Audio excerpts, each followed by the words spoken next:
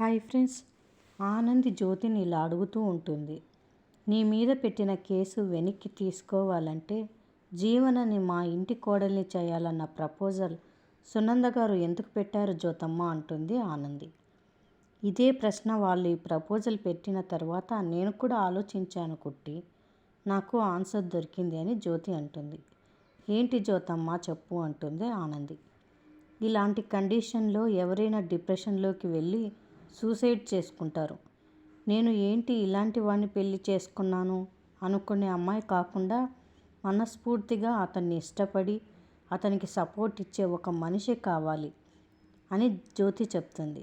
కానీ ఆనంది జ్యోతి చెప్పిన మాటల్ని అర్థం చేసుకోకుండా జీవన ఆదిత్యని పెళ్లి చేసుకుంటే తప్ప దీనికి వేరే సొల్యూషన్ లేదు అనుకుంటుంది.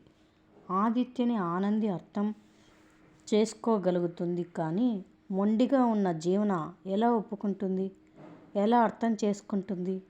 ఆనంది బస్తీని వదులుకోదు, జ్యోతిని వదులుకోదు. బస్తీ వాసులు సింహాద్రిని రాళ్లతో కొట్టిన సంఘటనని ఆనంది కలగనింటుంది. మరి మీరు ఇలానే అనుకున్నారా? కామెంట్ రూపంలో తెలియజేయండి. నచ్చితే మరిన్ని అప్డేట్స్ కోసం ప్లీజ్ సబ్స్క్రైబ్ చేయండి. Thanks for watching.